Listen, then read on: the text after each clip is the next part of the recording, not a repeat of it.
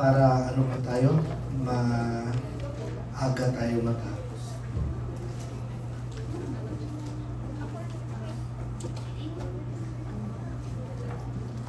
Okay, so we will discuss the Labor Code of the Philippines. This is PD 442 as amended. So this law has been amended several times by circulars and orders and other issuances, no? But essentially the theories remain the same. So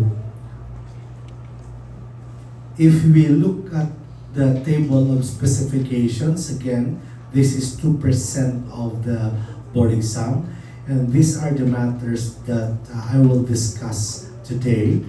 Basic pay, overtime pay, premium pay, night shift differential, holiday pay, 13th month leave, service intended leave, and also maternity leave in relation to the SSS law, as well as the paternity leave and the parental leave for solo parent. So I'll start. No? So before anything else, when you talked about labor laws, this law applies only to employees in a private sector. If you are a government employee, you are not covered by the Labor Code of the Philippines. You are covered by the Civil Service Law. In fact, on matters of social welfare legislation, employees in a private sector are covered or must be member of SSS, whereas if you are in government service, your membership would be in GSIS. So as usual, if there is a law, it has constitutional basis, no? So the Labor Code of the Philippines is based on Article 2, Section 18, which states that the state affirms labor as a primary social force. It shall protect the rights of workers and promote their welfare. Also in Article 13, Section 3, you have there the protection of labor, local and overseas, organized or not organized, full employment, and to give them equal opportunities in their employment. And these are the matters, these are the rights of, if you are an employee, you have the right to organize, you may form, unions or associations to have collective bargaining agreement, security of tenure, you have the humane conditions of work and living wage, and you will be given right to participate in the decision making and policy making affecting your rights, and of course the shared responsibility. So these are the matters. And labor code actually is divided into three. So first, this is legal code that determines all employment practices and labor relations. So labor code or labor law is the study of laws which govern pre-employment, employment, and post-employment.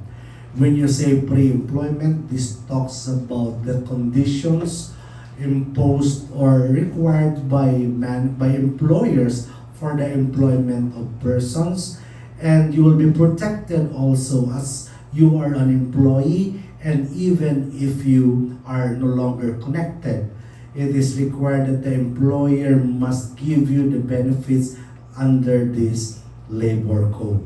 So we have the divisions of labor code.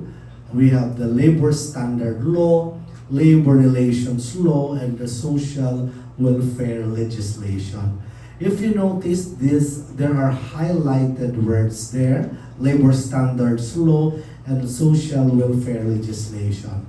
Because if you go back to the TOS, these are the only laws that are covered on the board exam. Labor relations law is not covered. But somehow, let's define what are the differences between these three laws. So, sabi natin, hindi natin saklaw sa pag-aaral ngayon yung labor relations law. Kasi po, ito po ay hindi covered. But when you talk about labor relations, we have here the conditions. No? This talks on the conditions. We have here defines the status, rights, and duties that govern the individual and interactions. So in other words, pag sinabi nating labor relations, ito po yung mga matters na like for example, tama ba ang treatment sa'yo ng employer mo? Okay? Mayroon bang due process? For example, pag inakusahan ka, tama ba ang pag-suspend sa'yo? Tama ba ang pag-dismiss sa'yo? So that is, or these are falling under the labor relations. Whereas when you talk about labor standards, from the word itself, standards, this more refer to the benefits that you are to receive under the law.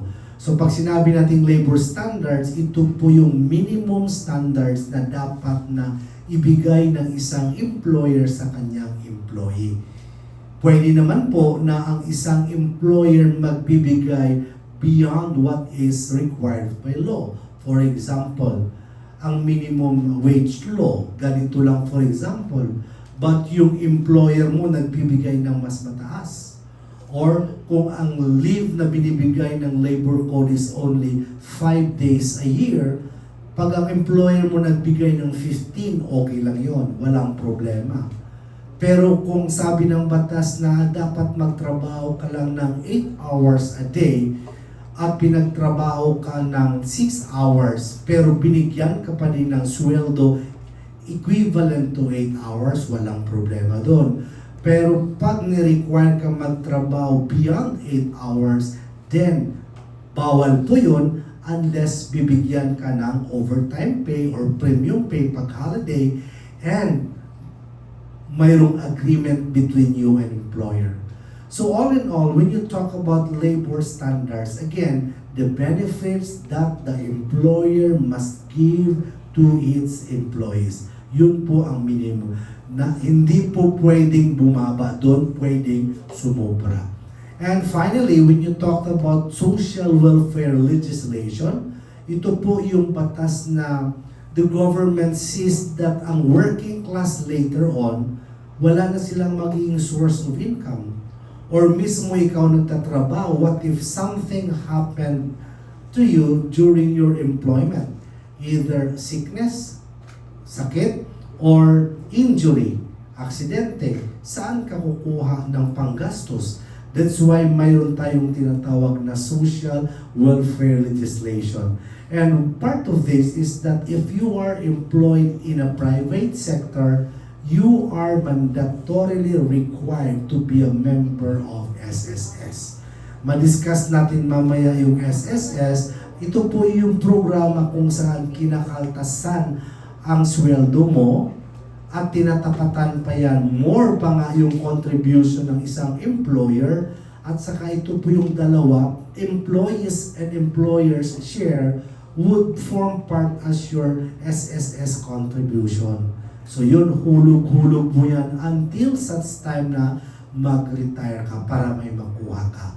In the meantime na nagtatrabaho ka, pag may aksidente or mag-leave ka or whatever, then under that SSS law, mayroon kang mga benefits na makakuha because you are a member.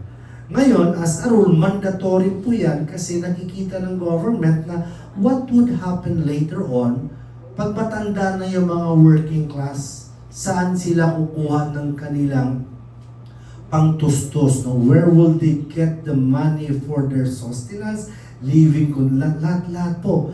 Doon po yung manggagaling sa kanilang retirement pay or sa kanilang pension. So again, tatlo po ang saklaw ng labor code or labor law. We have labor standards, labor relations, and social welfare relationship. Dito po, employment condition. Dito naman, benefits. Ito naman is benefits na makukuha ng isang employee kung the thing is in relation to his work. Okay. Now, so again, this law is based on the declaration of policies which is based in the Constitution, also affording protection to labor and promote full employment. Also, it will ensure equal opportunities. Wala na po tayong dati kasi may mga discrimination as to gender. Ngayon, makikita na natin lahat, driver, forklift operator, etc., ginagawa na ng both genders. Also, we have here the right of workers to self-organization.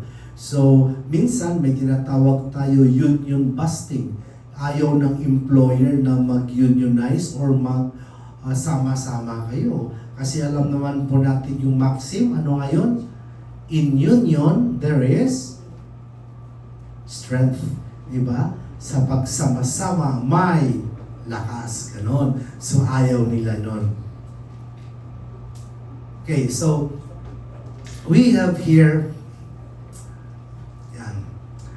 although sinabi natin kahit may karapatan ang mga employee, okay, may karapatan ka lahat-lahat, mayroon naman tayong tinatawag na management prerogative.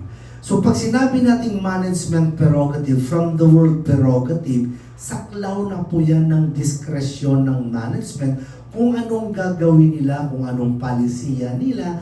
Wala pong kinalaman dyan ang mga empleyado. For as long as the management prerogative or decision that they will make will not violate the existing agreement, collective bargaining agreement ba yan, or the existing benefits and privileges that the employees are receiving. So pag sinabi nating management prerogative, pwede kang gumawa ng polisiya na i-apply mo. For example, mayroon akong kliyente dati, Singa, because Singaporean sila. Sa Makati kasi, kadalasan, ang trabaho is only 5 days. That is from Monday until Saturday. Although sa labor code, sinasabi na ang working days would be 6 days a week. From Monday until the next, or pwede kahit anong araw magsimula, hindi naman sinasabi that the start of the working week would be Monday. Sinasabi lang doon na 6. So yung Singapore, 5 lang talaga yung kanilang araw ng pagtatrabaho. Ganun din po mostly sa mga urban areas kasi pag Sabado po, wala namang transaksyon. Nag-ooperate sila, on ang kurente, on ang aircon, maraming tao, kunti o wala yung mga transaksyon. So malulugi sila. So rather than requiring employees to come on Saturday, it has been the company's practice for a long time na hanggang 5 lang po, Monday until Saturday. Yun na po yung naging patakaran nila. Now, in relation to management prerogative, pwede mag-require, pwede gagawa ng policy, ang management na i-require nila mag-report ang empleyado on a Saturday. On a Sunday, kasi yun naman talaga sabi, Saturday, kasi yun naman talaga sabi ng batas, 6 na araw sa isang linggo. Ngunit, dahil mayroon na silang existing, tawag natin customs or tradition na 5 araw lang po, dapat babayaran po yan siya ng employer. So yun po yung sa management prerogative. Hindi po porket lahat ng mga labor provisions would be interpreted in favor of laborers or employees, wala na pong karapatan ang employer. Kagaya niyan, yung tinatawag natin na pre-qualification requirements. May isang kaso po na question niya yung palisiya ng isang company. Siya po ay may isang anak, maganda, and then nag-apply ng trabaho sa isang airline company. Alam niyo na kung saan ito papupunta. Maganda, nakuha as flight stewardess or flight attendant rather. Ngayon, ang nangyari, on the last requirement, hindi siya ma-qualify pa sa exam because of height requirement.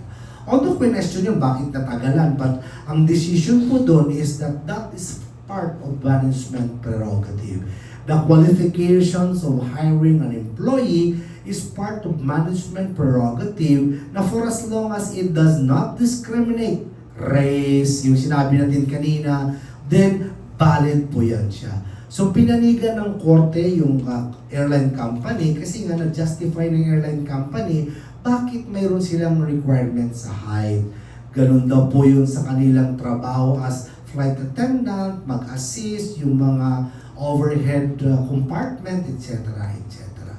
Pero hindi naman po pwede na kung ako yung employer mo, sabihin ko, i-hire kita, pero hindi ka pwede magpakasal.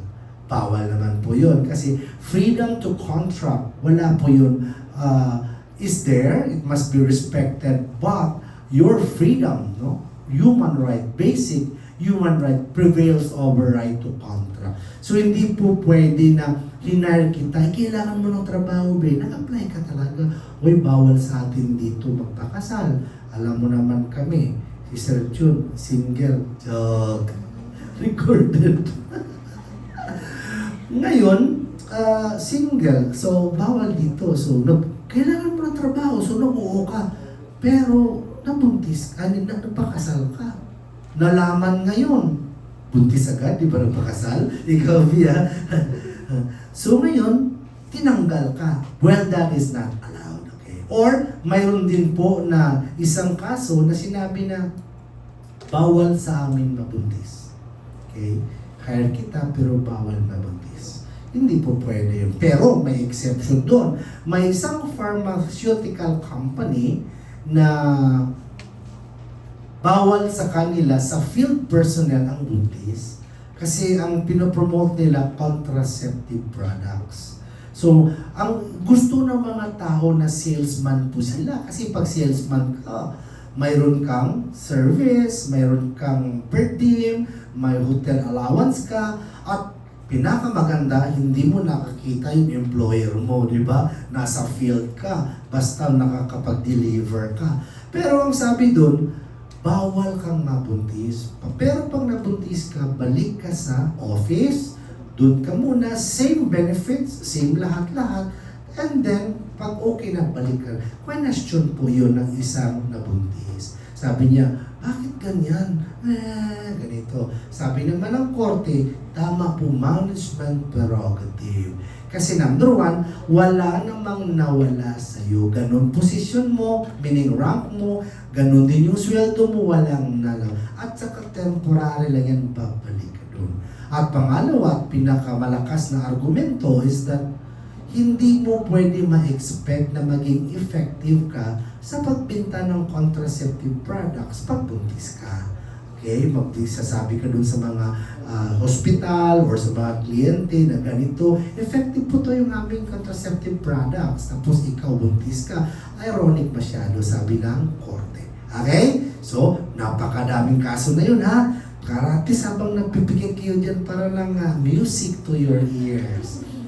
Kaya nga sabi ko, next time in my life, dapat singer po ako because when I speak, people tend to sleep. Yan. Okay. So, good faith. Kaya nga sabi ko, good faith dapat. Hindi po. Ngayon, hindi ko lang masabi sa FEU, parang magkakasuhan na. Sismis ko ng FEU, Kami, si Sir Jun, institution na yan sa FEU, 23 years na yan. Ako, bago pa ako, magpa 5 years pa ako sa FEU, pero marami na akong school na turuan kasi ano ako gala kasi ako Turo ako sa Dumaguete, nakapot ako ng Davao, Ateneo, Broken Chair, Davao do. Tapos napunta naman ako sa Surigao, kung saan ako, Cebu. Tapos ngayon sa Makati.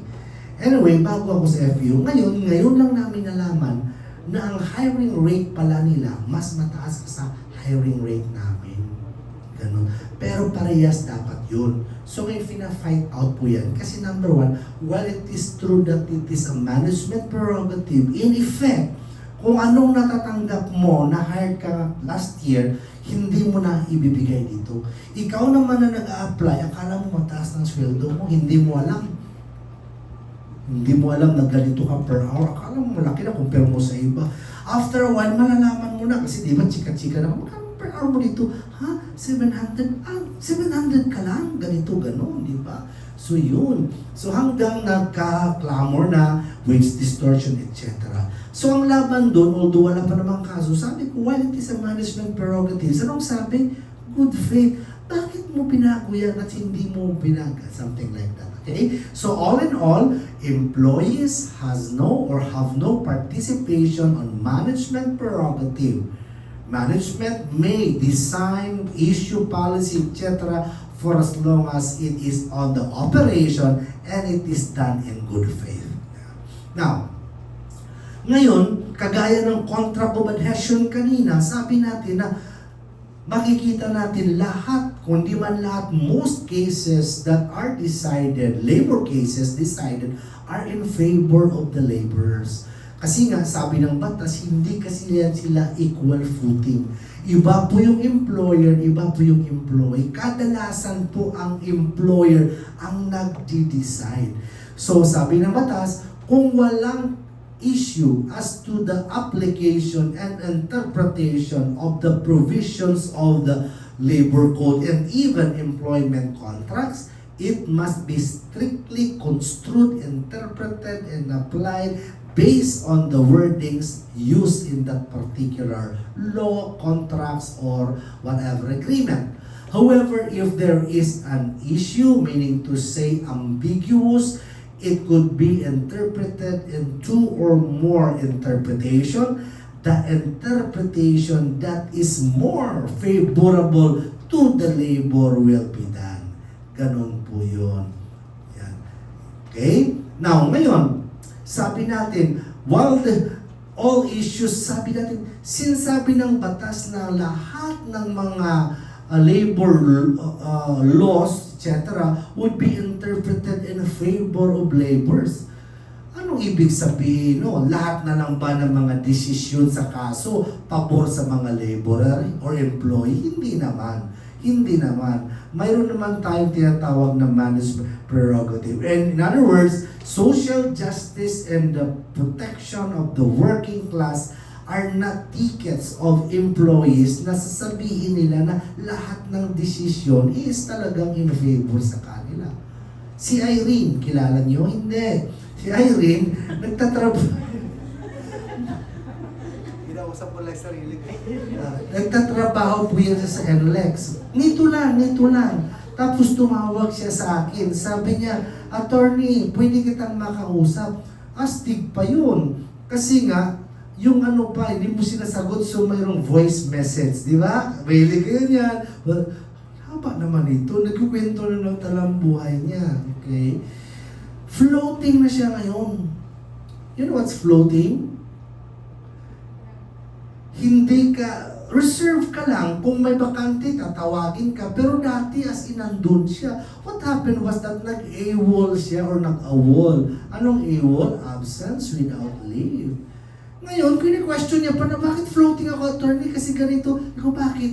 3 months siya hindi pumasok. Sabi ko, buti nga, floating ka pa lang ako yun. Wala na abandonment of work ngayon. Okay? So my point is, hindi lahat po ng mga desisyon pabor sa employee kung naman talagang bawal. Awayin mo ba yung employer mo sa harap? Kahit mali yung employer mo, hindi mo siya ipapahiya sa harap ng mga employees.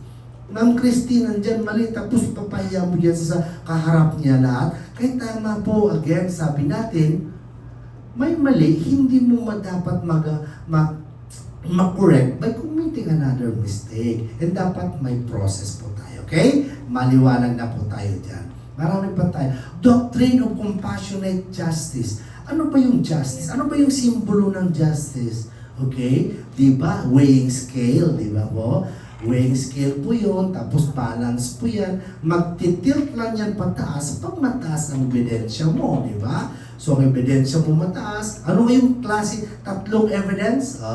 Okay. Substantial evidence, preponderance of evidence, proof beyond reasonable doubt. Substantive, administrative. Preponderance, civil cases. Criminal, proof beyond reasonable doubt. So yun po yung sabi natin. So ngayon, ang scale, depende po yan. Magtitilt po yan kung malaki yung ebidensya mo. But at any rate, whoever violates and get punished, mayroon siyang sword. Diba? Ang babae may sword doon na this symbolizes penalty. Because pag ang batas wala, ngipin, delikado. Dati, estudyante pa ako sa Siliman, pumupunta kami dito sa Cebu. And then, could you imagine, maraming jaywalking.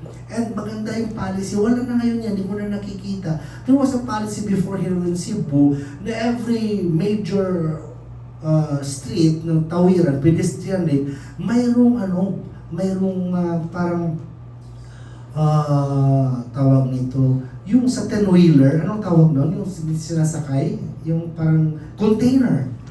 Container siya na ginawa nila na parang temporary na kulungan. So everybody na mas mahuli, pinapunta doon. Tinatawag doon. So ano yan siya? Mga 30 minutes ka doon, 1 hour ka doon. Yun yung penalty. Hindi na pagkatapos, ordinance nila yun. Tapos alis ka na, maganda, di ba? Matututo lahat, di ba? O bro, nandiyan ka wala bro, late ka na bro. Ganun, doon sa loob, di ba? So yun po yung mga mga penalty dati. So yun yung sinasabi natin na compassionate justice. Kasi ang labor law may mga what's compassion? 'Di ba? Parang sa Bisayang compassion, parang extra consideration mo. Sa batas, even though you are the reason for your termination, bibigyan ka pa ng financial assistance. 20 to 50, last year I checked 30,000. Kaya nga sa batas, ang simbolo ng compassionate justice, sino ba naghahawak ng scale? Babae. Kasi sabi ng batas, babae daw is compassionate. Labang ang babae daw mahabagin yun. Parang unlike sa lalaki, pag sinabi ng lalaki na ganito, firm yan. Kaya nga sa batas, pag 70 above ka na, pwede ka na kahit kulong ka, pwede ka for humanitarian reasons, palayain ka in relay. Diba? Mga ganun mga bagay. There was a case. Ang kaso nito, siya, public school teacher, elementary, and then mayroon siyang estudyante. Estudyante niya, 17 years old.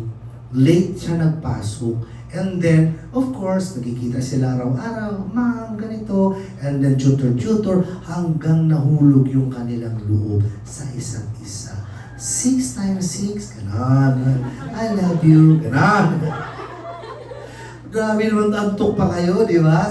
Dami pa. Kaya labor tayo, insurance, Anyway, bukas yan para at least maisip mo pa ang pinagalitan kagabi, insurance, ganon. Anyway, so yun, tinanggal siya ng public school. Sabi niya, oh wait, there is immorality. By the way, there is a difference between immoral and illegal. Okay, you know that?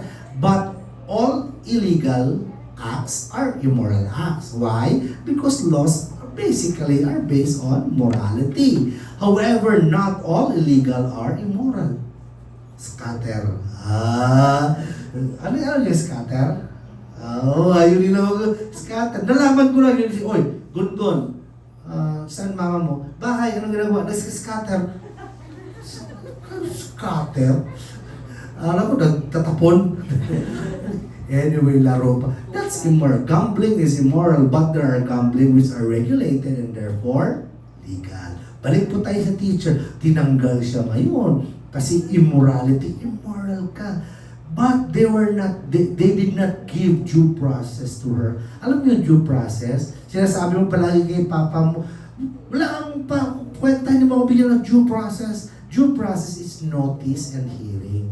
Ibig sabihin, i-notify ka, anak, ito yung kasalanan mo, nagalit ako, ganito. Bakit? Yan. Justice, a due process, notice and given the opportunity to be heard. Ganon, so tinanggal siya. Pagtanggal sa kanya, nag-apila siya, but na-consider siya. Sabi ng korte, mali po ang proseso. Mali po ang proseso. At hindi napatunayan ng paaralan na ginamit niya yung kanyang posisyon, okay, dun sa kanyang relasyon. Okay, ganun po yan. So yun po ang lesson doon. And alam mo, may pang TikTok na ano doon, may pang TikTok na decision ng korte. Sabi niya na love has reasons which reasons do not even know. Tingnan, sa kaso yan, i-type nyo yan, lalabas yung kaso ngayon ng public school teacher na love has reasons which reasons do not even know. Oh, TikTok. Oh, di ba?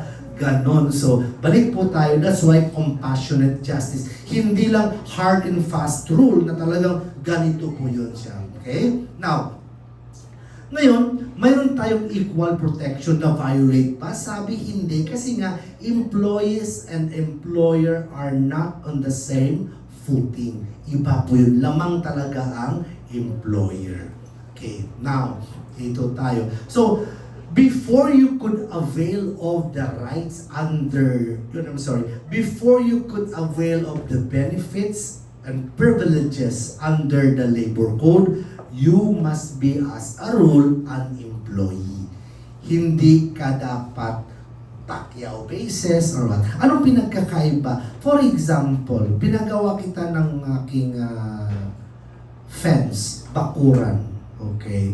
Ngayon, na-aksidente ka doon habang nagwe-welding ka or natusok mo yung kamay mo ng pako. Pero hindi kita employee kasi Pacquiao. Big sabihin, magkano yung singil mo for this particular? Hindi kita employee and therefore wala po akong obligasyon sa iyo na magbibigay ng kung ano man ang sinasabi ng batas na mga privileges mo. Yun yung sinabi. That's why we have this slide on the employer-employee relationship. Now, when can we say that a person is an employee? Sabi natin, dapat ang employer mayroong selection and engagement of employee. USJR, for example, si Manong Guard, empleyado ba ng USJR? Hindi. Kasi hindi nag-select, hindi nag-engage ang USJR sa kanya. But instead, USJR entered into a contract of services with the employment or the security agency. And then, magkano ba yung security guard mo? 10,000. Padala ka ng 20 dito. Yes, ay namin. That is the case here. So, guards, kung ano mangyari sa kanila, wala yan silang, hindi nila mahingan mag-demand ng benefits sa employer. Payment of wages, sino ba nagbabayad ng sweldo ng guard? Hindi po ang USJR, but USJR simply give the fee, the agreed fee on the contract of services. So ang guard, siya po, kung tumapos na siya ng 6 months and more than 6 months, regular siya dun sa employment agency niya or sa security agency, but hindi po sa USJR. Power of dismissal, hindi po, wala po yan. May isang guard. Bawal to, pero sige na lang. Para sa inyo, I'll take it as a risk. Okay. May isang school na mayroon silang all-gender restroom. May all-gender ba dito? Oh, arty doon. All-gender. So, nandun. Lahat pa. Pwede lalaki, pwede babae, pwede whatever, LGBTQI, pwede doon. And then, eventually, mayroong nahuli, may sumigaw na babae. Ganun. And then, it turned out na sa kabilang cubicle pala, may nagre-record, pinasok yung cellphone sa butal, ganun. And then, napansin ng bahay na gumalaw, sumigaw, and then, ganun dapat gagawin, sigaw, huwag kang magano na kasi sa sigaw, dun ma-stop ang sigaw. And then, yun ang nangyari. Nalaman ganito, kinuha ang cellphone, ng mga recordings. Ngayon, hindi siya empleyado ng school. So therefore, walang karapatan ng school na itanggal siya. But instead, ang ginawa ng school, nireport doon sa agency at pinalitan siya agad. And then, ang disciplinary action is with the agency. Pero ang agency may secondary liability on the damages in case that student or the parent or parents of that student decide to file a case. Ganun po yun. Okay? So, walang power. And employer's power to control. Ito yung pinaka-importante control test. Sa control test kasi employer, ikaw po yung nagde-decide. Kaya minsan, magtaka kapag, oy, mali po yan, ganito paggawa mo dyan, ganito. That is the manner how the work to be done. Kung Pacquiao yan, wala, bahala ka lang doon, basta matapos lang. Again, these are the tests of whether or not you are an employee or not in a certain entity or work. Now, types of employees, regular. Pag regular employee ka, mayroon kang security of tenure.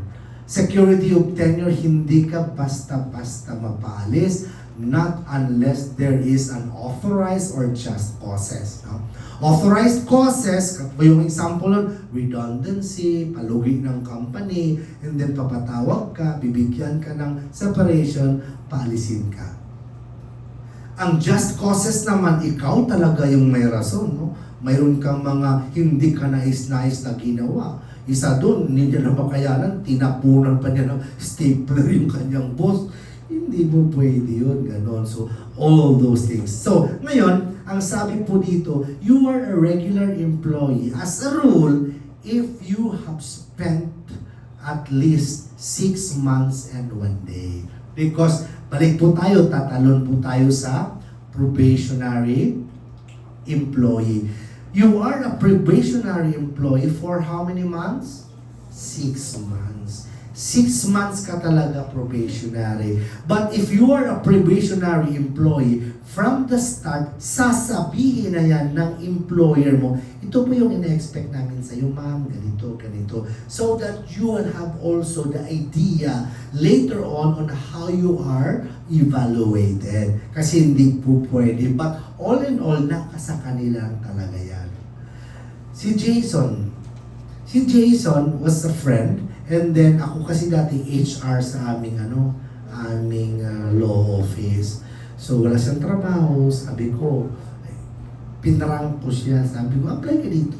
Apply naman siya. Saan yan? Sa Makati. Sa Makati. Ganyan. Basta direction na siya. Hindi niya alam na ako mag-i-interview sa kanya, ako rin mag-hire sa kanya. Di ba? Ang galing, di ba? Dito na ako, akit ka lang. Prank talaga.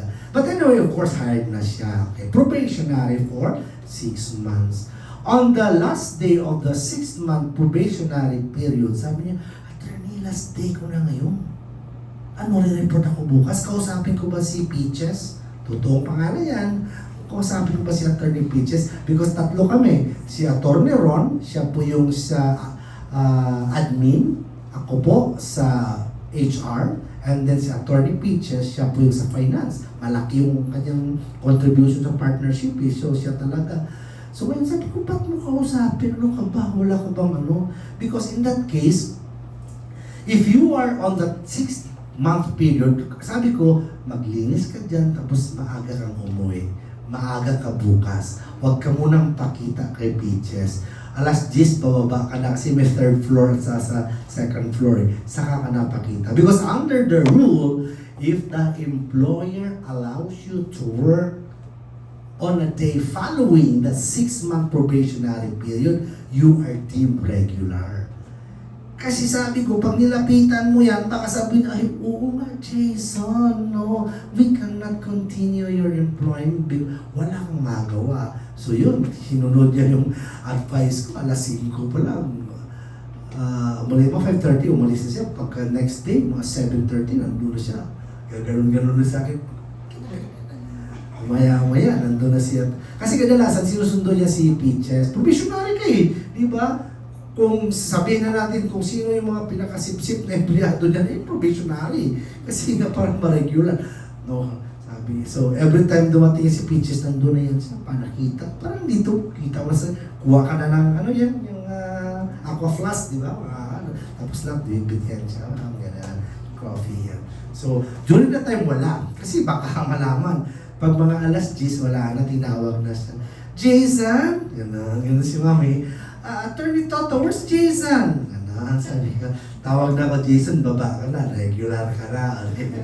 Pagbaba niya, okay, ganun. Tapos pumunta na ako after a while. Ay ma'am, ano na pala, I'll be preparing employment contract, regular na si Jason ngayon. Talaga ba, kailan? Today. Okay, hirit na. Kasi kung puntahan mo yan, ma-remind pa siya, oo nga, talaga to, hindi na natin to pwedeng yun. So, that is on contractual employees, hindi ka talaga to ma-regular because this is based on contract. Based on contract. Although, mayroon tayong 555. Sabi ni Duterte, tanggalin ko yan yung 555. Ano yung 555? Ang 555, scheme to ng mga employer because they know na pag 6 months ka na, regular ka na. So, ginawa nila, employ ka 5 months lang. Tapos, pagkatapos nun, papahingayin ka muna. I-employ ka naman ulit 555. So, bawal po yun kasi under sa batas, despite the broken service, it should be the duration of your employment should be computed based on the number of months you've worked, regardless whether it is continuous or broken. Pwede po yun. But anyway, ganun po pag contractual employee ka, hindi ka na-regular. Project employee, all the more. For example, may proyekto po dito, condominium, and then hinar ka doon lahat-lahat only for a certain project. If a certain project, wala na po yun. Mga example nito, yung joint venture ng USAID at ng USGR, for example. So, mayroon silang proyekto, pagagawa, i-hire ka on that particular project. So, in that case, you will never be reg. Seasonal employee, diba? Season. So, usually, ito yung seasonal employees during that time na nasa farm, especially sa Negros, sa Bacolod, Damobla, Tubo, mga tubo bla. So kung magtanom sila tubo, i-hire sila, tapos wala na dayon. Tapos balik na lang pag-harvest na. Okay. So in that case, the concept of seasonal employee comes in because they are required to work or hired for work during the planting, but all between wala na po, and then they'll go back again during the harvest. Okay? So yun po yung mga employees. Now, so pag sinabi natin regular, casual, employee engaged to perform which are usually necessary or desirable in the usual conduct of business or trade of the employer. If it is not, then ang sabi natin, unemployment shall be deemed casual, it is not covered. So in other words, kung ang trabaho mo paulit-ulit ka hinahire, tapos tailor, sastre, okay, merong kaso kasi doon, sastre. Pinahinto na naman siya, kinuha na naman siya sastre. Tapos, kinukuha lang siya every June. For example, meron akong tailoring shop. And then, meron akong kontrata sa USJR na akong gagawa ng jogging pants nyo, lahat-lahat. So, kailangan po yun. So, hinahire ko siya. Hire ko lang siya ng May hanggang June, ganon. Sunod na naman, semester na naman, October hanggang November, ganon. So, question niya, ano to? Anong klaseng employment to? Ano to? Saan ako? Casual ka pa din. Sabi ng batas, pag napatunayan mo na indispensable ang trabaho, or related rather, dun sa employment mo, at sumubra ka na sa ilan nga? 6 months, tsineng, you will be a regular employee. Now, pag regular employee kasi ka, mayroon ka ng mga benefits. Lahat-lahat ng benefits under the labor. Probationary, nasabi na natin not to exceed 6 months. Na-discuss ko na yan, bro. Kung makita nyo, just cause fails to qualify. So, yun po si Jason. Security of tenure, if you are a regular employee, you cannot be removed. Sometimes kasi you will be removed at the pleasure of the appointing authority. Pag sinabi, ayaw ko na sa iyo, get out of here. Ganon namang apunto. Antok na, pula-pula na yung mata. Saan kayo kagabi? Exhibit 1, where were you last night? Ganon. Parang sa korte lang, no? Okay? So, just cause authorized by law. An employee who is unjustly dismissed from work is entitled to reinstatement without loss of seniority rights and other privileges. Ano po ito? Empleyado ka, Marlene. Empleyado si Marlene, tinanggal. Siya yung nagfo-photocopy sa office. Si Marlene. Gusto mo pang apelido? Tanda ko pa, Tuario. Totoo yan.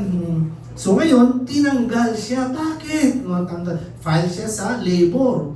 Ang kalaban niya, hindi rin basta-basta. Mag-pride din, nilaban talaga. So, mag-file ka kasi muna doon sa NCMB. Punta ka muna sa DOLE. DOLE is under NLRC also. DOLE ka muna, settlement. Oh, hindi na talaga. Ano ba hinahanap mo? Ganito. Ayoko. Ganon. Kita natin, papunta ka na ngayon sa NLRC. Labor arbiter. Pagkatapos nung pag nanalo ka, kadalasan ng employer, hindi yan. Mag-apila talaga yan. Motion for reconsideration, apila siya sa NLRC as commission. Pag natalo pa yan siya, hindi pa yan pupunta pa yan sa Court of Appeals. Pag natalo, Supreme Court. And then pag natalo, wala na. Could you imagine the number of years? Doon pa lang sa labor, pagtanggal mo 2 years, lahat-lahat. O mga 10 years po yun lahat. Nanalo ka na Marlene. Kay Bunye si Marlene, nanalo siya after 10 years. Regular ka, ibalik si Marlene. Di ba? Pero usually, ang reinstatement na yan, in my practice, wag mo na itong tanggapin. Because you have the option to be reinstated or magpabayad ka. Could you imagine, away kayo ng 10 taon, tapos babalik ka doon? Saan ka niya i-assign? Diba? Baka lahat ng CCTV nakafocus na sa'yo para maghanap na lang siya ng paraan na matanggal ka. So in that case, kung reinstatement is not feasible, bibigyan ka lang ng tawag natin separation without loss of seniority. Anong ibig sabihin nun? Sa panahon na tinanggal ka ang sweldo mo, 15,000, nung 10 years, kang kasamahan mo, wala na, managerial na sila lahat, abot na 50, yun ang computation ng sweldo mo. Yan. Ganun po yung sinasabi, but unjustly dismissed. Okay? Maliwanag. So, dito na tayo sa start ngayon. Ano ba yung mga sinasabi na benefits mo? If you were an employee, what are the benefits that you would have under the law? Una po is normal hours of work. So, pag sinabi, abnormal, may mga word na gano'n kasi sabi natin, what if may sunog? Kailangan natin mag-spend more than 8 hours. Pwede po yun. But normally, it must not exceed 8 hours. Okay? 8 hours. And then the 8-hour period will commence depende sa ibang ano tawag dito, ibang offices 9 to 6 kasi may 1 hour break, typically 8 to 5. Mayroon din tayo ngayon graveyard shift, di ba? Lahat-lahat na po. That's why the law does not specifically mention when is the start of the working hours. Now, kahit babayaran ka nito, all the time, si Jason, sabi niya, pagdating niya, attorney, wala akong magawa. Ano gagawin ko dito? Huwag mo nang problemahin yan. Just like you, when you become CPA, una niyong trabaho, wala kayong trabaho. Si Daki, una niyang trabaho, kasama kong abogado, sa SGB, wala, upo lang siya. Sabi niya, naiilang ako, taga-Sambuangita yung negros, naiilang ako, attorney, wala akong ginagawa. Hindi niya alam, 1 week lang yan. Ngayon, wala, hindi na siya nakakaupo. Tayo na lang siya palagi. Doon na, kung pwede doon na matulog. Ganun yung si Pedro sa SJB, wala na. Alas 10 sa boarding house, wala. Kasi during that time, kaya nga, it's good to have a license. Could you imagine, bukas na lang yung pumunta ko sa Manila, bag ko, Adidas lang, wala yun. That was in 2001. Totoo yun. Ngayon, may sasakyan na, may lahat. Tomorrow. So, point is, you will survive, di ba? Yung iba nagbubunyi doon, tayo nandito. Ganun rin ako dati. 6 months nandun lang sa loob ng review center. Lahog, di ba? Diyan, tingnan ko lang yung mga jeep madaan dyan. Minsan, parang gusto ko nang punta ng Ayala doon. Talaga, estatwa, kaya nakausap mo naman yun dun eh. Pero nakapasa naman, dapat take 1 lang. Anyway, that is to inspire you. So, 8 hours po yun work, okay, during that So, during that time that you are, si Jason, balik tayo, because it is not your problem if you are there and then you are not given the task because you are a rank and file employee. Your pay is from the time that you go to the office until the time that you leave based on the 8-hour rule. Unlike manager, kasabi natin kanina, kahit alas 10 ka, papakita ka lang, alis ka, hindi ka papalagan kasi nga, you are not measured by the number of hours you stay in the office, but instead by the output that you bring in the company. Now, ano pa tayo? Okay, times sleeping. Bayad, sleeping while working. Working while sleeping. Okay, di ba? So, pagod ka na ng kaka-staplers. Marlene, to are you? Pagod na siya, talaga ganun na. Expert. Ganun din, kliyente ko si Julian. Okay? Ngayon, ganun din. Ang kanyang empleyado, expert na talaga sa cutting. Mga negosyo niya, plastic. Mga plastic spoon, fork, nagsasupply siya sa McDo, lahat-lahat doon. So, ginagawa ng nagka-cut. Expert na. Kung ano, hindi natin nakita namin sa CCTV, metal blade po yun. So, pinatawag siya, disciplinary. Bakit gano'n? Kasi empleyado ka, matanggal ngayon yung daliri mo. 3 months din to with pay. Mamaya makikita mo, pag natanggal to yung 10 mga daliri, wala nang isa, di ba? Matanggal yan siya. 3 months. Anyway, yun po ang sabi doon. Because, again, employment responsibility. Natutulog pwede, pero tapos na sa trabaho. Alam mo yung pahinante?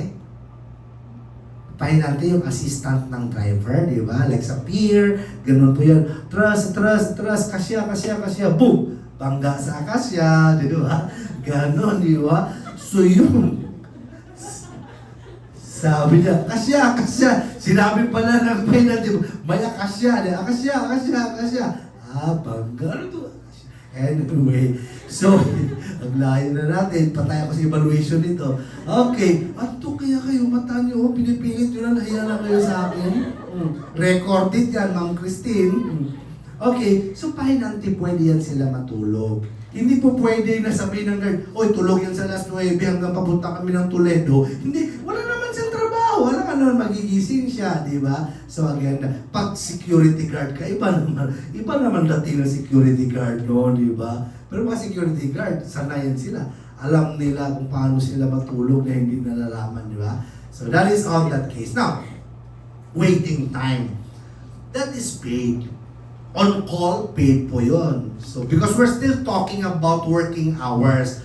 So, meeting, ang boss mo may meeting, si Clint may meeting, si Pets, driver, punta ng SGB, meeting alas 9, bababa alas 11, nandun lang si Pets, naglalaro lang, minsan nag-chess sa baba o nag-chismisan lang.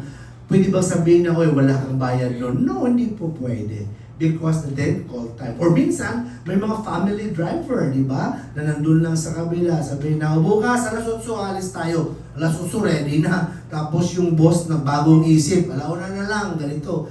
Paid po yun sila, okay? That is on. Because again, you are in that place, but you are not free to do your own task, okay? Integral part of the work. Ito naman, of course, may mga ang travel time, pag sinabi natin travel time, depende, pero galing sa bahay, hindi talaga yan bayad. Lalo babae, ang bagal, bayad yan. Travel from home to work is not compensable. But, travel whole day, pwede po yun. Or, mga outing yan siya away from covered po yun siya ng employee. So, okay, so that is on the travel time. Now, meal, okay? Meal, pwede po yun, 60 minutes lang. So, bawal mag-lunch sa Sanjop kasi 60 minutes lang, logi ka. Talagang dapat mga 2 hours ka doon. 60 minutes, okay? Allowed po yan siya.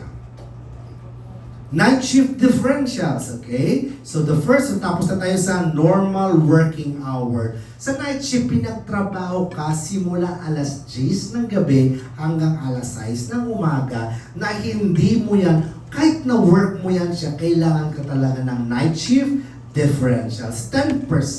Every employee shall be paid a night shift differential of not less than 10% of his regular wage for each hour work performed between 10 o'clock in the evening and 6 o'clock in the morning. Yan. So kadalasan to mga graveyard shift. Pero ikaw naman, kung ang trabaho mo is 8 to 5, tapos pinano ka, attorney, Kim, secretary ko yun.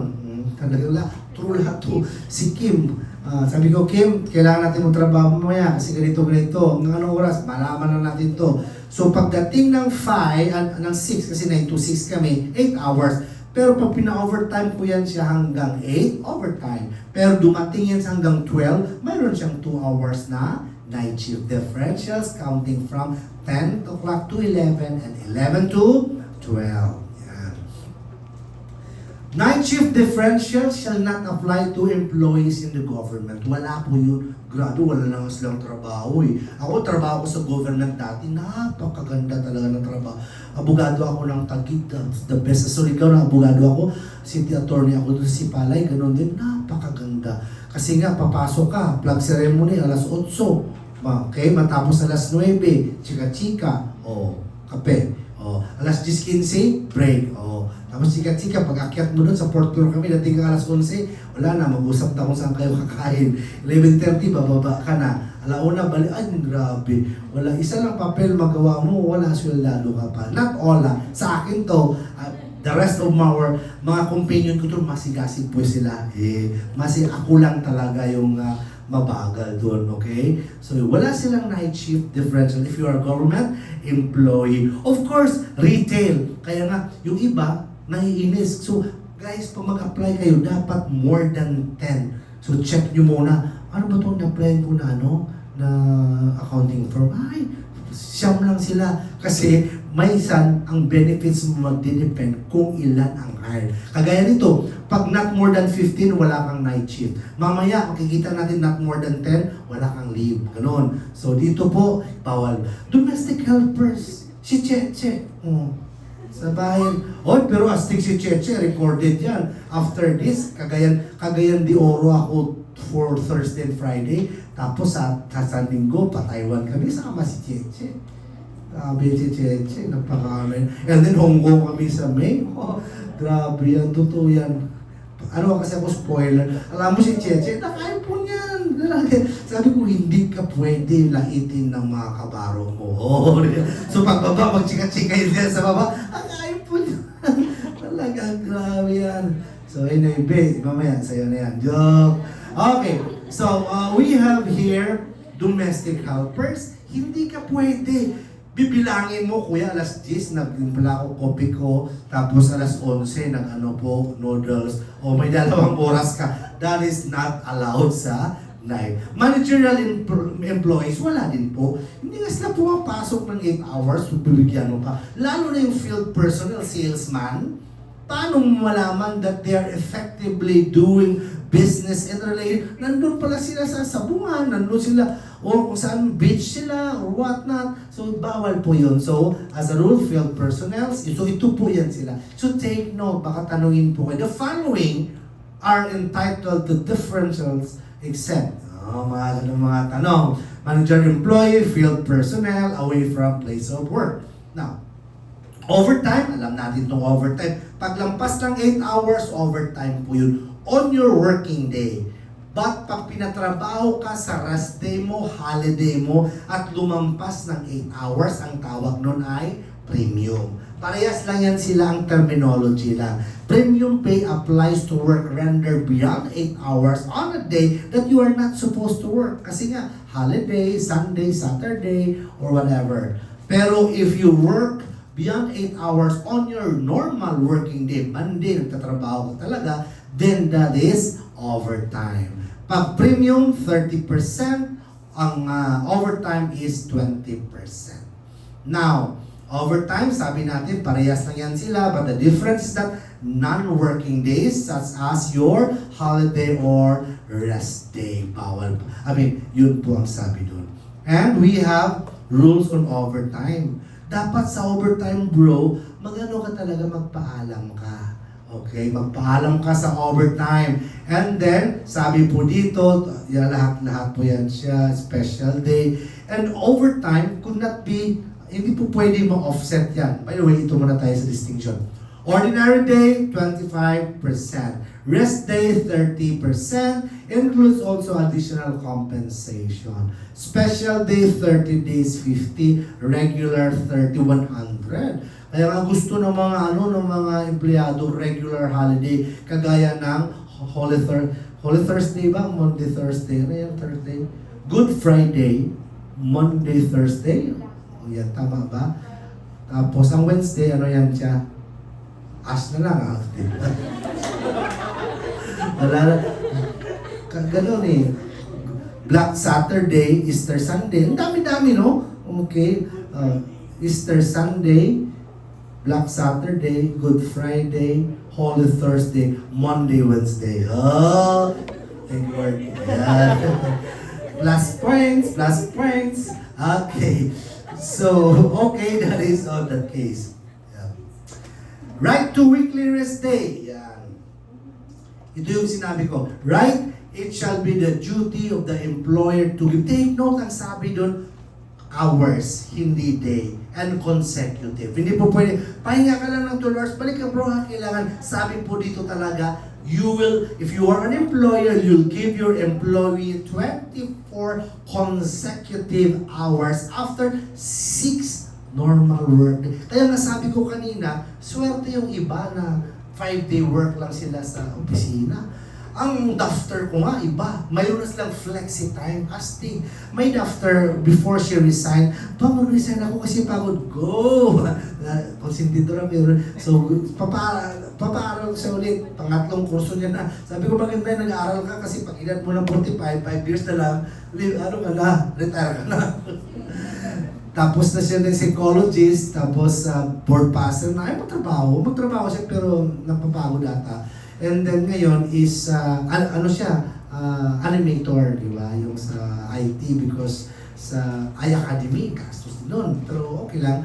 Ngayon, ang kalaban nila AI, napintuhan sila sa AI, lahat-lahat. So, pahinga daw siya muna. Okay? So, yun po. Bakit ko sinabi yun? Flexi time. Ang ganda ng office nila. Basta nandun ka lang 8 hours, bahala ka kung anong oras ka papasok. Grabe. So pag Monday, pwede niyo papasok sana ng 5:30, nandun na sa alas 6. Alas 6, bilangin mo lang, uwi ka na. Minsan pagod sa alas 11, ganun. Flexi time na sila. So pwede po yun. So makita mo yung innovations na ngayon. Dati talaga 8 to 5, 8 to 5, 8 to 5. Ngayon may morning, mayroon afternoon, at saka may graveyard shift. But all in all, sabi lang dito, 24 consecutive hours. So dito sinasabi nga dito, 6 normal work days. Now, weekly rest period, sabi natin 24, no work, no pay policy. If one works, may premium ka. Additional 30%. And mamaya makikita nyo sa akin, may ginawa pa akong slide para at least nandun na lahat. Now, rest day, compensation for rest day, ito po yon. Pag nagtrabaho ka, schedule, 30 days, etc., 30%, so on and so forth. So, kunan nyo na slide and then mamaya may summary ako doon, mas better na maintindihan natin yung summary. Rest day compensation, no work, no pay, applies. Kung hindi ka regular, kailangan magtrabaho. 100%, tapos 130 na. Kasi magiging premium mo yan. And then premium rest day, 35%, etc. So medyo ano pa siya, dito tayo sa... Ito po yung holiday, regular, na gusto nila. Kasi nga 100% talaga yung hindi ka nagtrabaho, 100%. Pag nagtrabaho ka, 200%. Mag-overtime ka pa, sagad mo pa hanggang gabi. Matinding pa kailangan. So talagang sabihin mo na. Kahapon, sa araw, nandun ako sa sabi ko, matinding pa kailangan talaga. No? So tapos na po tayo ng chineng-chineng. Ano ba? Wow. Para kita tayo dito tayo. Next, no? Labor Day. Okay. So independence and so on. So, yun, ito na yung sinasabi ko sa holiday pay. Wala tayong problema sa premium at saka sa overtime 25-30. Pero ang holiday, ang first thing to ask is what type of holiday? Regular ba yan? Kasi may mga special non-working. Araw ng Cebu, okay? Or dinagyang, hindi naman yan sa kalendaryo, wala yan sa batas. So yun po yung ayaw ng mga empleyado kasi mga special non-working, pag hindi ka trabaho, wala ka talaga no work, no pay. Mayroon naman special na 30% lang. So here are the summary. So for example, we're talking here about holiday pay because there is a holiday. And then anong sabi? Regular work day. Okay? Nagtrabaho. If the work is rendered on an employee's regular work day. So ang holiday, nag-fall sa regular work day mo. Monday ngayon, holiday pala, regular. Anong sabi? Pag hindi ka magtrabaho, mayroon ka pa rin 100% na sweldo. Pag nagtrabaho ka, then 200% po yan. Kasi regular. Plus, may 8% ka, 30% na premium dahil nga you work on a day which you are not supposed to work. Yun po yun. Now, if rendered on an employee's rest day mo na, pinagtrabaho ka, holiday pa. Oh, talagang matinding pangangailangan din. So, 100% pag ayaw mo or kung hindi ka magtrabaho. Pag nagtrabaho ka, could you imagine 230 sa 8 hours mo? Dito, 200 lang. 230 na dito, be. Diba na tayo dito. And then, ang overtime ka pa, premium, 30% pa no, ng 230. Ganun po yung mangyari. Now, number 3, for special days. Yan. Special days, ito yung ayaw nila. Special non-working, like this one, EDSA, lahat-lahat. Anong sabi po dito? If unwork, no pay. Unless there is a collective bargaining agreement. Meaning to say, sabi ko nga kanina sa Singa, na mayroon silang customary or mayroon silang practice na nagbibigay pa din sila. But if not, you cannot impose upon that sa employer kasi hindi naman yung minimum standard or minimum benefit that is given by law. So yun po ang mangyari dito. Pero magtrabaho ka, first 8 hours plus 50%, etc. etc. So, these are the computations on the holiday pay.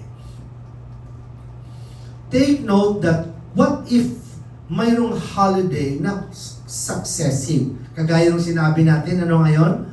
Holy Thursday and Good Friday. Diba? Sabi ng batas, in order for you to get the benefit of these two holidays, you must work on the day prior to the first holiday. Or if not, you must be on an official leave of absence. Otherwise, pag awol ka, mag-absent ka, wala kang matanggap na benepisyo. Kaya ngayong iba, papasok sa Wednesday or ayaw naman, mag-leave na lang. Or ang minsan, kagaya kay Sir John, diba? Saan siya? Japan, okay? So, tinuloy niya na yan lahat. It's up to you. Basta, mayroon kang official leave of absence on the day prior to the first holiday, or if not, you really will work, okay? Ang iba naman, nag-work kasi alam naman nila na pag ganyan mo, dinideclare naman din ng presidente na half day, okay?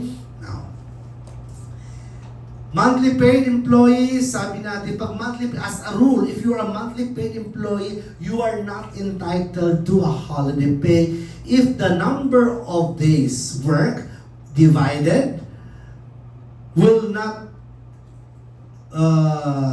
below minimum wage law. Yan, sabi po dito. Okay? So, minimum monthly paid ka, and then, ang tanong, are you entitled to a holiday pay? Depende. So, ang annual income mo, i-divide sa 365. Tapos, kung ang result nun is above minimum, hindi ka entitled. Pero sa practice naman, sila yung nag-approve, sila, entitled din yan sila. Okay, so ito po kasi yung computation, 365, working days 300, 51 days rest day, 11, 3 special days. Service incentive leave, di ba? Sabi ko kanina sa inyo, okay. Kailangan ng At least 1 year, 5 days. So, napakaliit lang binibigay ng labor minimum. Sa amin, sa opisina namin dati, 15 days ang binibigay. Lahat na yun. Kasali na yung vacation leave mo doon at saka yung sick leave mo. So, you cannot demand a sick leave of 5 days if you are already enjoying under your employment contract or company practice of a leave more than 5 days. Kasi sabi ng batas, minimum lang po, hindi doble-doble. Okay? So 1 year, 5 days. Yun po yan. You cannot avail those if you're already enjoying the benefit, etc. 5 days po yan siya lahat. Sabi natin ng 1 year, 12 months, whether continuous or broken. We discussed that when we talked about probationary employee. Lahat po ang nangyayari dun sa right to incentive leaves. Now, 5 days, tapos 1 year ka, and if unused, it could be converted into cash. Okay?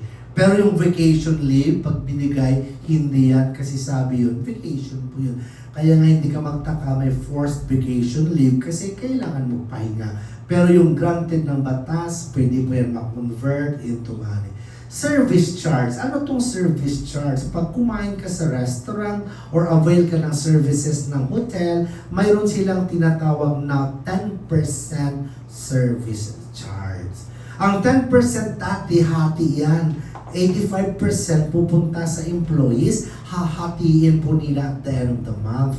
And then ang 50 naman doon, pupunta doon sa management sa mga broken glasses, plates, etc. So ngayon, doon na yan ang 100% na punta. Because as a rule kasi, hindi pwede kaltasan ang sweldo mo pag nakabasag ka. Okay? Ano ka talaga? Clumsy ka talaga. Laging nababasag. Laging na. Doon yan babawiin sa service charge. What if araw-araw ka nababasag, gagalit yung kasama mo, wala natira sa amin, wag na lang, map na lang ibigay sa kanya, wag na lang yun siya doon. Pag map, ganun din basag din. Okay, so yun po yung sa service charge. Okay? Yan. And then we have wage. Ano pinagkakaiba ng wage at salary? Parehas lang yan sila, sweldo. Kaya lang ang salary is more on a position which is more or less permanent. Okay? Position. Whereas wage, mga menial, daily yun. Kaya nga, minimum daily wage. Hindi ka pwede magsabi, minimum daily salary, di ba? Magkano ba yung monthly wage mo? Parang sagwa, di ba? Monthly salary. Pero parehas lang yan silang dalawa lang. Okay? Now, bonus. Ang bonus part sa wage. We have here, whether or not bonus forms part of a wage depends upon the circumstances. Pag may bonus na binibigay sa inyo, tapos wala ka ng ibang ipiperform, it is not subject to your performance, then that is part of your bonus. Pero pag binigay sa iyo, okay, sabi ni Pilches, okay guys, pag nakasingil tayo ng malaki dito sa kliyente natin, magti-trip po tayo sa Korea. Nakasingil, trip talaga kami noon. Lahat. Si Jason, trip talaga nun si Jason. First time niya rin doon. Ang ganda. Kaya nga, lalo na pag ano, sa mga, sino yung kakila? Si Payden, top notcher siya, kinuha talaga ang ano, mayroon pang signing bonus, di ba? Signing bonus, tapos may travel pa. Ang tanong, pirma ka ng signing bonus, 100,000. Oh, tapos travel. Tapos dun ka, pirma ka ng kontrata mo for 2 years. Hindi ka, 6 months pa lang, alis ka na, ayaw mo, mapigilan ka ba? Hindi. Pero you will be paying back or you will be paying back the company of the expenses that you receive. Kasi it would be involuntary servitude to require you to work against your will. Okay? Pero obligation, contractual obligation mo, ibalik mo yung mga call center agent or mga BPO na pinapatrain yan sila abroad. Tapos dapat may, sa amin, sa FEU, kung gusto mo mag-aral ka, libre, pero mayroon kang additional 2 years for every year that the FEU spends on your tuition. Okay? So yun po yun. Pero pag ayaw mo na, mangyari, bayaran mo yun. Commission, this is not part of the wage. Bakit sabihin natin? Kasi nga, later on, you will know that 13th month pay is based only on the basic salary. The OT, overtime, the premium, the holiday, and other benefits will not be computed in the consideration of the 13th month pay. Now, yan, Cebu, magkano sa Cebu? Mura lang dito eh. Okay, pag sinabi natin minimum wage, region po yun. When we talk about minimum wage, it is the region that determines the amount of a daily wage per region. Kaya nga mayroon tayong tinatawag na, saan po yun? We call that the Regional Tripartite Wages and Productivity Boards. Sila po ang nag-determine kung kailangan na bang mag-increase ng sweldo daily. So if you notice, kaya nga dito sa Pilipinas, ang daming tao sa Metro Manila. Kasi of all the regions, NCR, mas mataas po yun, 645 a day for non-agricultural. May increase kasi na binigay na 35. Mayroon pa yung COLA. Anong COLA? Cost of Living Allowance na 50. So kaya nga mga tao, napakarami sa Manila kasi mas malaki. In other countries, mas maganda kasi national ang sweldo. Kagaya sa gobyerno, standardized yan. Na-discuss nyo na ba yung tawag procurement, di ba? Pag magkaso ka sa kanila, standard yung sweldo nila because if you work in the government, your salary is grade, salary grade. Wherever you go, my brother-in-law, judge po yan siya, nasa Surigao, RTC judge, ang sweldo niya, pantay lang dun sa sweldo ng mga judges sa Makati. But look at the cost of living, ang mura lang dun, di ba? So ganun dapat sa Pilipinas. Kaya lang, hindi pa kaya ng government because it would be unfair also sa mga taga Cebu na Cebu ka dito, employer ka, bigyan mo ng 645. Compare June 7, 404 lang, di ba? So, ang ginagawa ng government na urbanized, ang total, sino-shoulder nila through tax incentives, di ba? Ganon. Try nila yung dati, kaya lang, hindi wala work out, mababa daw yung magiging tax na makuha, revenue. Okay? Now, forms of payment, of course, pera talaga yun. Nagtatrabaho ka dahil sa pera. Hindi ka bigyan ng promissory note, cheats, lahat. Nagtatrabaho ka sa casino, bibigyan ka ng chips na muna. Hindi po pwede. O nandun ka sa sabungan, o ito muna ticket mo. Hindi po pwede. It must be in money. Okay? Check pwede rin yun. But again, that is not a substitute for money and it would be under agreement between the employer and the employee. Now, so sabi natin kanina, customary, necessary, and stipulated in the CBA. Kung ano yung sa CBA is the collective bargaining agreement. Okay? Yun po ang sabi ng batas. Time of payment. Sa time of payment po, walang sinabi kung anong araw. Ang sinabi lang dyan na dapat twice a month with an interval of 16 days. Kaya nga mayroon tayong typical na 15:30, mayroon naman ngayon 10:25, mayroon din 5:20. Okay? So yun, basta ang sabi lang doon, interval must not exceed 16 days. Yan po yung sa, of course, may sinatawag tayo na force majeure. Alam naman natin sa obligation and contract, when there is force majeure, acts of God, or let's say fortuitous event, when it is independent upon the will of the parties, anong mangyari? Suspended po lahat, kahit sa EDBA. So therefore, ganun din po sa sweldo. You cannot demand if there are these matters attending the case. Place of payment as a rule, doon talaga sa opisina nyo. But ngayon, ATMs pwede na. Pwede na yon. Dati ang labor code matagal na to. I worked before sa Dumaguete din and then I was assigned sa Bais. And then mayroon doon mga sugarcane plantation na pag magsweldo yan, sinasakayan sila sa sasakyan, pupunta sa bahay sa land bank, mag-withdraw po yan sila. That should be the requirement under the law on the employers kung malayong malayo ang ATM. And then, during that time, nag-travel sila from the plantation to the bank and going back to the plantation, that is considered as compensable working hours. Yan po yung payment of wage, lahat-lahat po yan.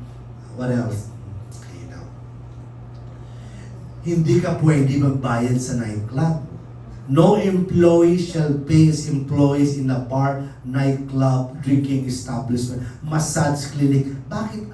Ano ba nangyayari dyan? Bakit ganyan? Temptation, di ba? Pag makainom kayo, di ba? O ako na lang. Pag makainom ako, 3, pumupogi ako, kahit hindi. Lalo na sa bar, sabihin ng ano na, ay ano po sir, oo nga. Hindi lang umahaba ang hair, bigote na yung umahaba. Okay, so the point is that it's not allowed, okay? Yan. What else? So, through banks, allowed na po yan ngayon. Sabi natin kanina, dati, could you imagine, ang layo ng ATM, di ba? Ngayon, wala na. Gusto mo wala kang savings, video ka. Joke lang to ha, kasi lahat ng kanto meron. Lahat ng SM mayroon. Lahat ng floor sa SM may video. Pwede kang mag-withdraw ng Sabado. Kung wala, over the counter, lahat araw-araw, di ba? So, yun po yun. So, depende po yan siya. Okay. Now, direct payment of wages, dapat pag sinabi natin direct payment, doon talaga sa'yo. You cannot, sino yung kliyente ko sa Surigao, na pumunta talaga yun siya asawa niya, you cannot, punta ka doon. Like for example, may asawa, may anak ako dito, anak na lang, may anak ako dito, tapos hindi sinusuportahan, hindi yan siya pwede pumunta doon sa opisina at maningil. Kagaya sa partnership, di ba? Hindi po pwede yung kahit partner ka. There must be, sa partnership, ano daw ba? There must be a order from the court, charging order. There must be a charging order for the court in order that my salary there could be given to her. So dito ganun din po, direct payment, wala pong dapat ibawas, doon talaga yan siya sa empleyado. Okay, direct payment sa kanya lang talaga. Kung i-allow niya, there must be an authorization to deduct. That's why in some employers, pag mag-loan ka, automatic mayroon ng authority to deduct from your salary. Okay, mayroon kang deduction sa tawag nito, salary deduction doon. Non-interference, meaning to say, sa'yo yan, hindi mo pwede pakialaman ng employer mo yan. Si Peaches dati, pinakialaman niya yung sweldo namin eh. Sabi niya, mag-invest tayo ng ganito, invest tayo ng ganyan. Eh of course, invest naman kami. Tapos hindi naman alam, withdraw namin after 4 years, wala rin nangyari sa pera namin, ganun pa din. Well, of course, si Jason, hindi makapalag, probationary, di ba? Opo, ma'am. But nung na-regular na siya, withdraw niya na din, wala na magawa. Because again, there could be no interference on your disposal of wage. Sa'yo yan. Kagaya sa partnership, pag share mo na yan, can you assign your share? Yes, because again, what is not allowed is assigning of your property rights on the partnership property. Because in effect, you are allowing a third person to manage and interfere in affairs. But yung share mo na yan, natanggap mo na yan, kumbaga pizza, slice mo na yan, bahala ka kung anong gagawin mo. Wage deduction, hindi ka pwede magbawas ng ibang mga deduction kung walang authority coming from the employee concerned, except lang po ng mga mandatory deductions.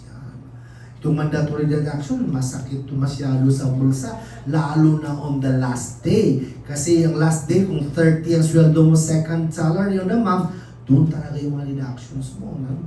Lahat papasok doon, kunti na lang. So, income tax, una talaga yun. Habang may buhay, may tax, di ba? Dalawa lang yan eh. Habang may buhay, may tax. Habang may buhay, may utang, di ba? So, yun. SSS payments, PhilHealth, lahat po yan sila. So, familiarize yourself. Ito naman lahat sa government, contribution sa pag-ibig. Okay? Lahat po yan sila. Now, 13th month is mandatory. Pag sinabi natin, there are only 12 months in a year. So, yun pinagtatrabahuan mo. Sabi ng batas, pag nakatrabaho ka ng at least 1 month in a year, entitled ka ng 13th month. Kung straight 12 months, then equivalent to 1 month of your highest salary in that particular employment. Pero pag hindi din prorata po yan, may computation po tayo. The number of months that you serve divided by 12 months, that would be your 13th month. Now, is 13th month taxable? Before we proceed with that, sabi natin kanina, sa 13th month, the computation of 13th month would only be based on your basic salary. Hindi po to kasali COLA, profit share. Malulugi naman po ang employee nito. Araw-araw ka ng overtime. Mayroon ka pang holiday pay. Lahat-lahat i-compute mo yun. Ang sweldo mo, let's say 30,000, 40,000, 30,000. Tapos yung mga benefits mo,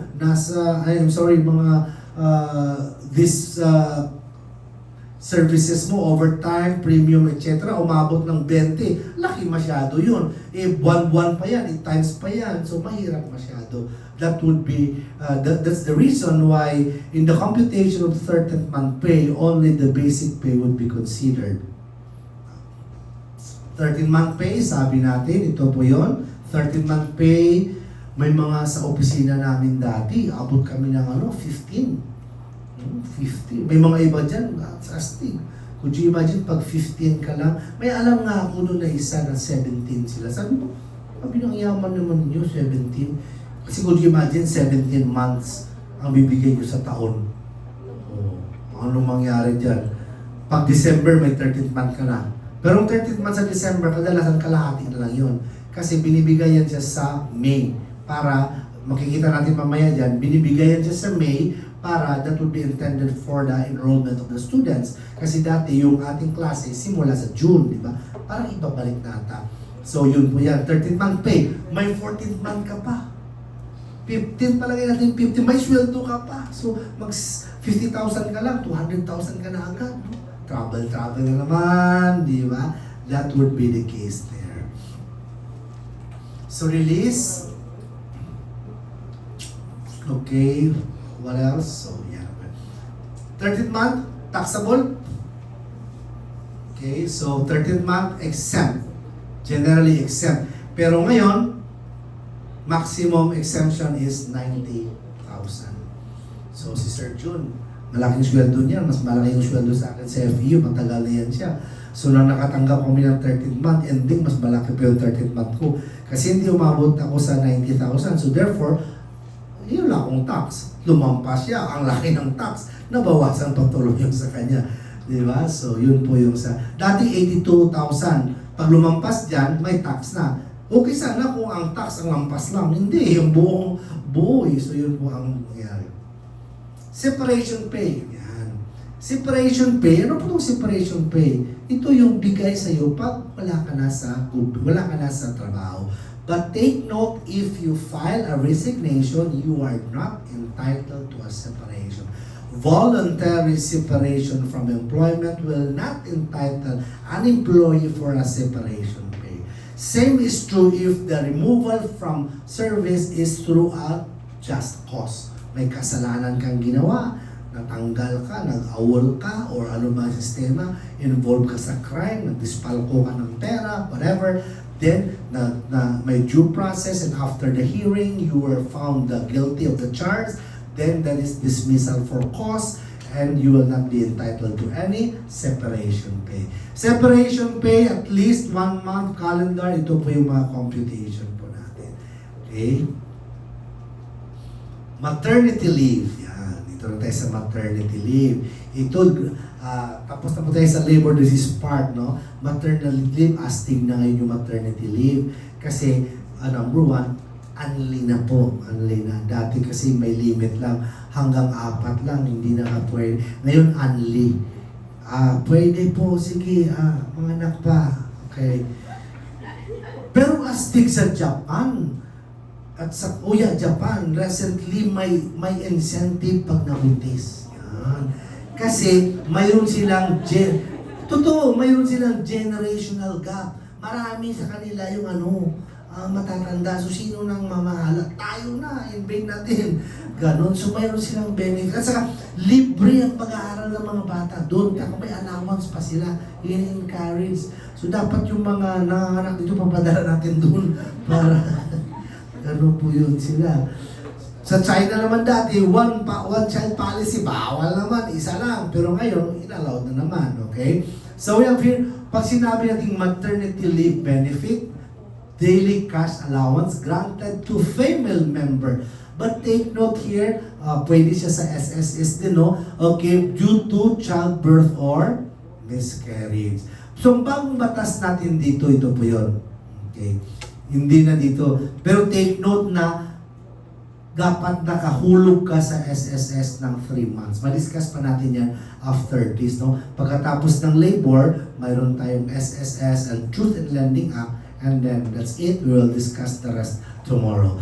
So here, tinatawag yan siya na 105-day expanded maternity leave. Kung imagine, 105. Okay? So first mo dyan, regardless of the nature of your giving of birth, it could be ordinary or cesarean. Dati kasi may tanong pa, ano ordinary, ganito lang, cesarean, o ganito, mas makababang pahinga. Ngayon, regardless, anong sabi po?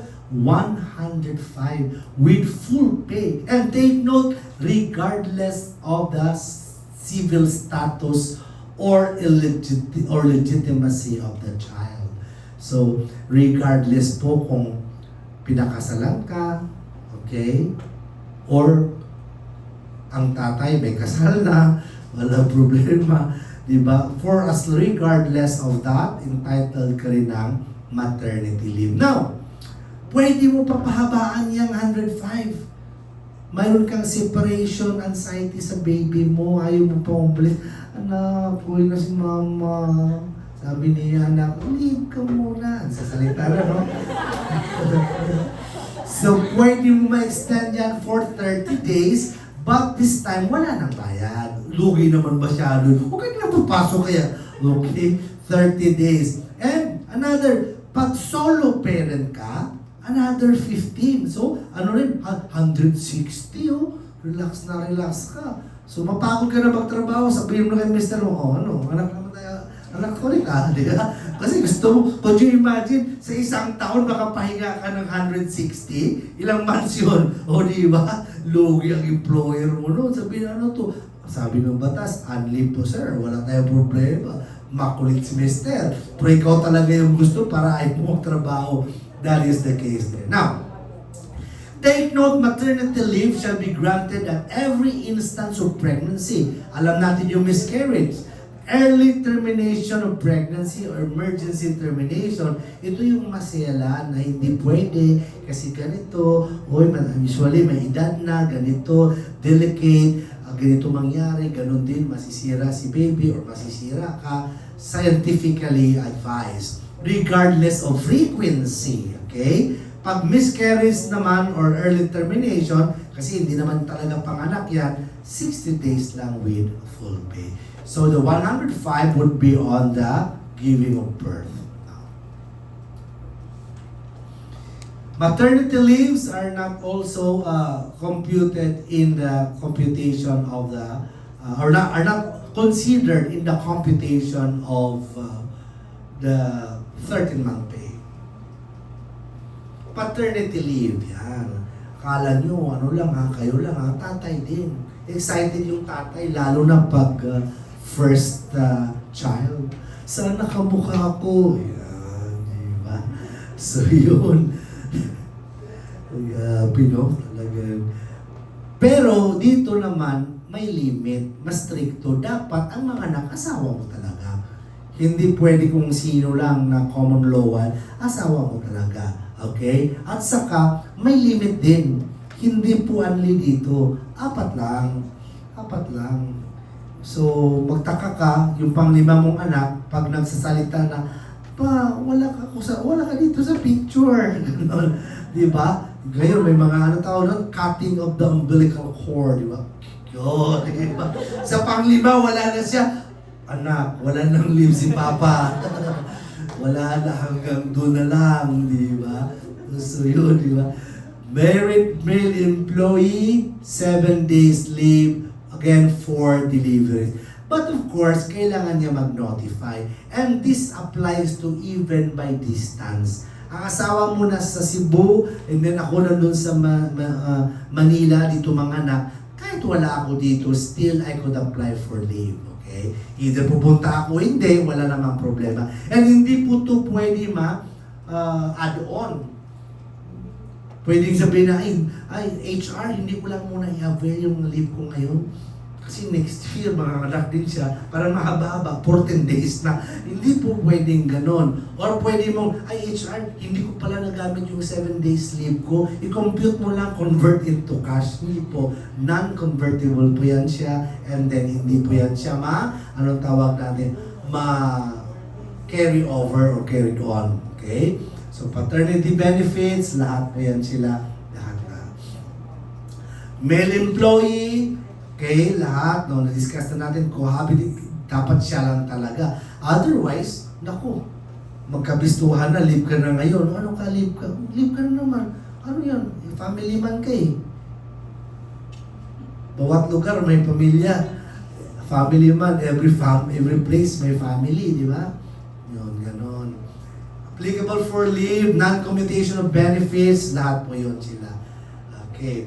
Now, solo parent. Last topic before we will proceed with SSS. So, next topic natin is SSS na lang at saka Truth in Lending Act. Para bukas ng umaga, insurance at saka Philippine competition. And then, sabayan natin yung antok nyo pagkahapon ng ating GPRA at saka yung ating, tawag nito, Corporate Governance and Securities Regulations Code. Okay, so solo. Well, ito medyo masaklap tong solo parent, no? Kasi sa batas natin ngayon, wala pang okay lang kung, because one of the definitions here is that solo, okay, mothers or fathers who raise their children by themselves because of a death of a spouse. So if one spouse dies, the other raised the child, he could be considered as a solo or she could be considered as a solo parent, abandons, separated, or again as a result of rape. Wala kasi sa batas na pag ganun ang mangyari, then the woman has the option to have it aborted. Wala tayong ganun. Okay, in other states, in the United States, mayroon na sila. Dito po, wala. Solo parent, again, pwede po yan siya. Now, sino po tong solo parent? Yan. Dami po sila, di ba? Number one, a woman who gives birth as a result of rape. Yan. Solo parent yan siya. Kaya nga kadalasan na defense, ni-rape mo ba siya? Hindi. May relasyon kami. Gusto kong pakasalan siya. Because pag nag-oo ang babae, that is condonation. Meaning to say, cleansing of the offense. And therefore, wala ng kaso. So malamang pakasalan ka, pagkatapos hiwalayan ka nun. Diba? Para lang di makasuhan. And we have here, death of one spouse. Dito naman, nakulong for at least 1 year. Dito naman is that mayroong problema sa kanyang physical or mental state, incapacity, is certified to by a medical practitioner. Dito naman, legal separation or separation in fact. Ang legal separation is that when a spouse really files a petition for legal separation. Because under the law, if you are married, you are obliged to stay and live together in one house and in one bed.